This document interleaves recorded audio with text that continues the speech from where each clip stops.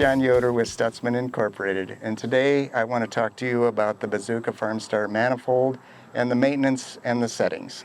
So this is a pressurized manifold, and I want to kind of go over how you set it. This impeller right here rotates. On the front side of the impeller we have a cutter knife. Bolts on with 2 stainless steel bolts.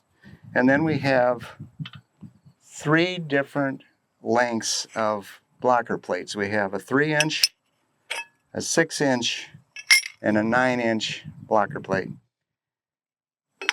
It is very important to make sure that the manifold is rotating the right direction. We always do that before we bring a machine out to you, but you might want to check it if you do any maintenance on it. Hydraulic motor rotates this.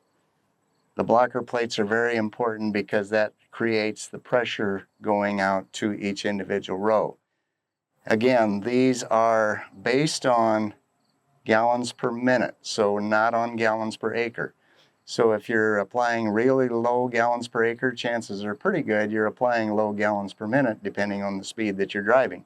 So you would want to have longer blocker plates in there and create back pressure. You should be able to physically see the hoses moving as you're going through the field. They're going to have a pulsing action. This machine is going to require, again, about 15 gallons of oil per minute. Sometimes it's tied in with the toolbar, sometimes it goes directly to the tractor. Just make sure when you do this that it's turning the right rotation and that you have your oil volume turned down. A lot of these tractors are capable of 40 to 50 gallons per minute. We don't want to do that to this motor. We would break it easily. The venting is important because in the event that you're putting on really low gallons and you do get some siphoning because you're working on a really serious side hill, this also allows some air to get in to kind of help reduce the siphoning of the machine. So again, setting the machine is important, getting these blocker plates correct, making sure the rotation is going right, and making sure this vent is clear and open are some of the most important things on setting. This particular manifold is mounted on a GEA 7,300 gallon tank, and it has an 8-row toolbar on it. And what I want to talk about is the things that you need to do on a daily maintenance basis and annually to ensure that you have no downtime when you're in the field. The one most important thing is when you put the manifold on top of the bowl, you want to make sure the outlets are clean, obviously. Make sure these bolts are tight. This is your blocker plate, this is your cutter plate. These come in different lengths, so you're going to kind of be looking at that and you're going to be deciding, okay, which one do I need for the application rate that I'm going to be applying. So you'll have to have those on. Make sure those bolts are tight. That's one thing that tends to come loose over time.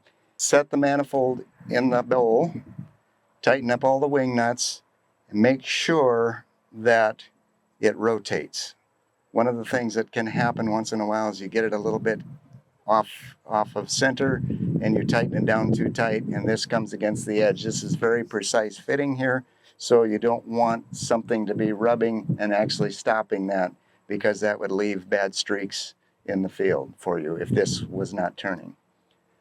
That needs to turn. It is one direction, the cutter knife, blocker plate. So always make sure, again, that looking from the bottom up at the impeller or from the top down, you're going to be looking at 2 different things. Looking at the top down across the motor, you want it to turn counterclockwise. Looking at the bottom up from the impeller, it needs to turn clockwise.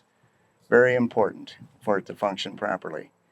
On a daily basis, this bearing assembly right here, this is what we call an overhung bearing. It's a protection area with some bearings in it between the hydraulic motor and the impeller.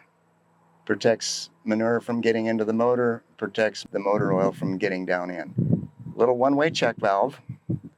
One-way check valve is a 1/2 pound. There's a grease zerk right behind the one-way check valve. That greases the bearings in the overhung bearing. Make sure you grease that every day, and I want you to grease it so that you can see grease coming out of the 1/2 pound check valve. You should put in probably anywhere from 3 to 10 pumps on a grease gun, depending on how hard you're using it per day. Key point is if you see oil coming out, that means you've got a problem with the motor leaking. If you see manure coming out, that means you've got a problem with the bottom seal and manure is coming up through your check valve. That will show, my rule of thumb is when you see that happening, you've got 24 hours to get it fixed. You can run 24 hours before you have to fix it. If any of this fails, this stops, your distribution stops, your cornfield is going to look really bad. So you don't want that. Again, the check valve. This check valve allows air to get into the manifold. You always want to make sure that that is properly installed and that it's working. I find some of them that are all plugged up or froze up. Once a year, I would take that off and just make sure that the little flap valve in there works. It's just a little flap valve. It's pretty simple, pretty basic. These are pretty cheap to replace, but make sure it's working right. Keeps the streaks out of the field. Hydraulic motor again, 15 gallons of oil per minute. Make sure it's going the right direction.